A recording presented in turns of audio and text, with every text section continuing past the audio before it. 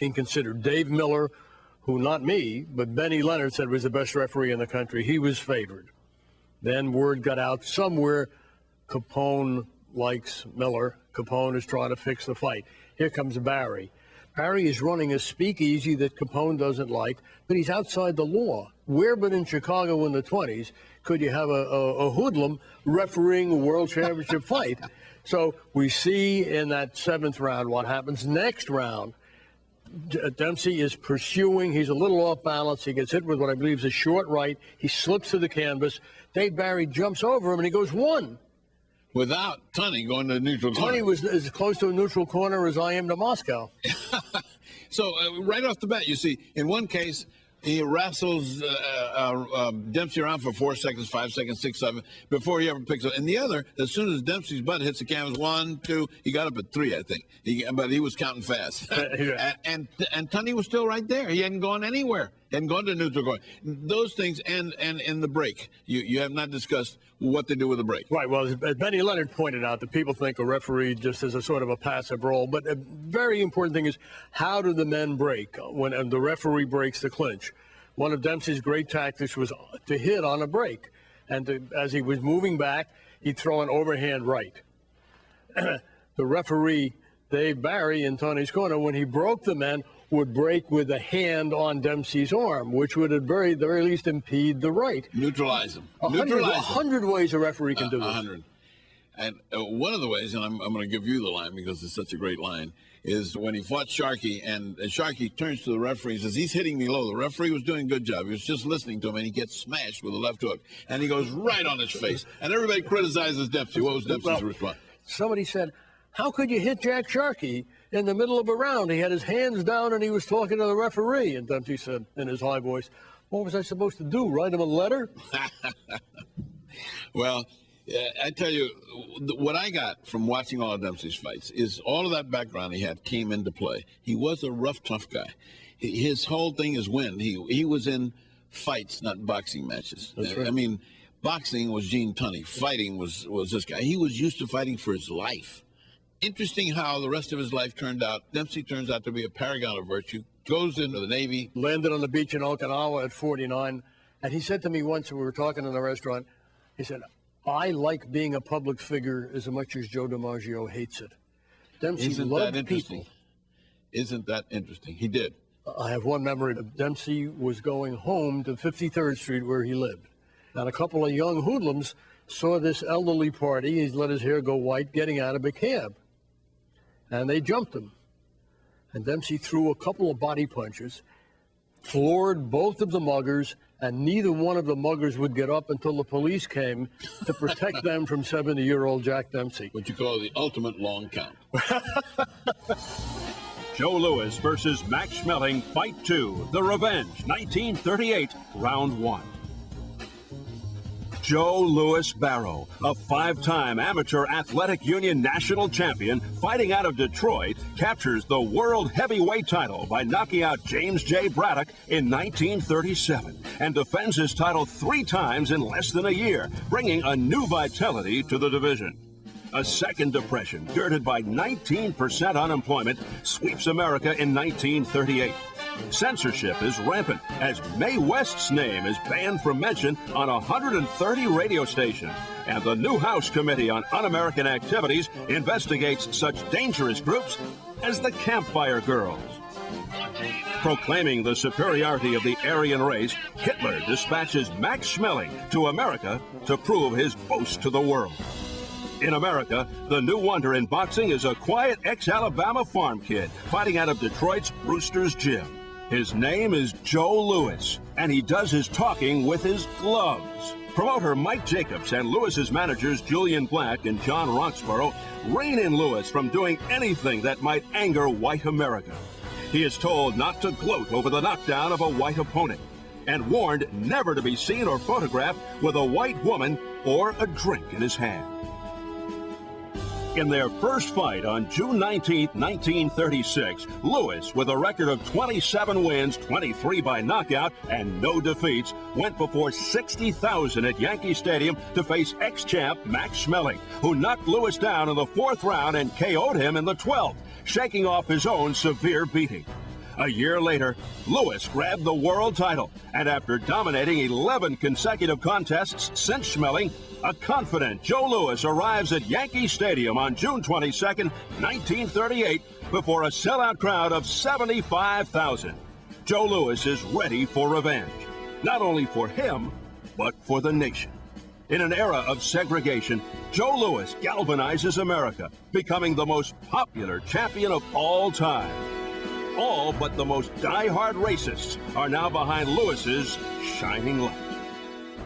I have with me Emmanuel Stewart. 28 champions this man has made and worked in the corner. But Emmanuel, Joe Louis was somebody else. Well, having been raised in Detroit, you naturally hear a lot of Joe Louis stories, and I don't believe that there's ever been any athlete in the history of sports that became bigger than an athlete, I think, until Muhammad Ali came along, other than Joe Louis. And Joe Louis fought Max Schmeling. I listened to old people speak, and you can actually grab the feeling that was in the air that night. It was like it was a day that the world stood still. It was more than a sporting event. It was like it was good against evil, and there was an event in a situation where if you invaded from outer space, everyone on the planet Earth is a human being. Then there's no black, no white, or whatever. And that's what Hitler had created at this situation, leading to this rematch. And there was so much drama, tension, emotions in the air that I don't think there ever will be an event ever in the history of the world that will equal the tension that was in the world that particular night when they fought. And for Joe Louis to win the fight in such a dramatic manner, and particularly, in fact, in the view of the fact that he'd been beaten and knocked out decisively by this man before, it put Joe Louis in a lot of people's mind and heart as more than being an athlete. Having the luck of having you here, let's break down the fight itself, because I don't think I've seen this packed destruction in so short a time outside of the Dempsey Willard, but this was concentrated hate. I mean, while the world was fighting between Nazism and democracy, Joe Louis had one thing on his mind: revenge. I'm going to knock this sucker out. Going into the fight, I thought that they had devised a perfect strategy, because knowing that Schmeling was an intelligent fighter, a thinking fighter who set up and analyzed you and took advantage of your mistakes. When you train a boxer to fight a guy like that, is to crowd him, to make everything close and pressure-wise, because once you get too close, the guy starts becoming a nervous wreck because he cannot function. Well, he has to have that certain zone to operate from. And I think that Joe Louis came out, he punched everything very short. He got right on top of him before he punched. He didn't throw anything long where he could counter, and it was just too much for Max Schmeling to handle. And what he did was go to the body. Oh, yeah. Paralyze him. The body punches was unbelievable, and particularly when he was paralyzed from the right hand to the kidney, and then a left hook dead in the solar plexus, which actually paralyzed him. And even though Schmeling was hurt and wanted to fall down, he couldn't even fall down. He was on the road. Let's see that. Now, this right is the here, zone you're talking this about. is Joe Louis is moving inside of the zone where Schmeling wanted to fight outside where he could counterpunch, but Joe Louis was moving in too close, and everything that Joe was shooting was very short. He was strictly just twisting his body weight into the punches, which was neutralizing, giving the advantage to Schmeling of being able to time him. He's getting right on top of Schmeling and getting too close for Schmeling to be able to see his punches. Everything is extremely short and compact. The Schmeling is having problems trying to think because he never expected to. This is not the fighter that he fought a couple of years ago. And as a result of this, he's having many problems trying to keep him at a distance where he wants it. And as soon as Joe starts getting to him with the short punches, he's having problems because he can't even see the punches. He's not used to fighting at that close a range. Now, right here, on the rope there, see? Right here, the body punches have him hurt where he can't even fall down. And as a result of him, he suffered about 5 very, very serious blows to the head. It's a miracle he didn't go down. Well, that German had some tough legs under him. And watch the short punches here again. See, they're too close. He cannot see the punches coming. That right hand was a thing of beauty. And Joe had a tremendous right hand. How he gets up is something. I mean, But and you consider back then they was fighting with 6-ounce gloves as compared to heavyweights today, a boxer with 10-ounce gloves. So it was really virtually just like pure fist right there. And the punches are so devastating and so short that I don't think any fight in the world could have gotten away from those punches in the condition that Schmeling was in at that time. People at ringside that time heard him give a shry when he got a kidney punch we just saw. Heard him scream, "Wow!" And then afterwards he went to the hospital. He was beaten. This man took a concentrated beating. I mean, it's amazing he lived through that. And Louis didn't let up. When Louis got you in trouble, he finished. It was a great finish, and it was great finish, and it was so short, and all of the punches had full body weight of Joe Louis. And then afterwards, as the fight was going on, the German foreign ministry pulls the plug on the transatlantic call so that the Germans don't hear him getting knocked out. So the Germany's listening in just like we are. They pull the plug. You don't know whether he won or lost till the next day sometime. Would you like to be that guy when Hitler wakes up the next day and finds out his man got knocked out? Ooh, bad stuff. Joe Louis versus Billy Conn, Conn's Gamble, 1941, round 13. Dominating the heavyweight division like no one else before or since, Joe Louis defends his title 13 times in just 3 years after his first-round knockout of Max Schmeling. As America prepares for war, Louis trains for a match with the light heavyweight champion of the world, the Pittsburgh Kid, Billy Conn. Virtually everyone concedes the crown to Joe Louis, who is bowling over the Bum of the Month Club, put together by his promoter Mike Jacobs of Madison Square Garden. There isn't a heavyweight that stands a chance to beat the Brown Bomber, who is now a national hero. So, promoters turn to a light heavyweight. Billy Conn, the personable light heavyweight from Pittsburgh, has 2 chances against Joe Louis, Slim and none, and Slim just left town. Louis, a heavy 4-1 favorite, weighs in at 199.5. Conn at 169. However, Conn is much more than a bum of the month, an awareness that only the 6,000 fans who made the trek from Pittsburgh to New York seem to have. Ringside sages overlook Conn's protean skills and speed. Only 24 years old, Conn has risen from a lightweight to a world champion light heavyweight in just 5 years. Never a terrific puncher, Conn is a skilled and fast boxer in a hurry. Looking back at this, which I call Conn's Gamble, I have 2 guests that have views of, and I'm dying to hear. One's Emmanuel Stewart, and the other, my good friend Judge Mills Lane, who, in my opinion, is the finest referee ever to ref a match. First, let's you and I look at the film. Mills, you look at it, and then I'll come to your referees and boxing expertise look at this fight. Well, at this stage right here, it looked like what I can see, Conn is fighting Louis just the opposite of what he should do.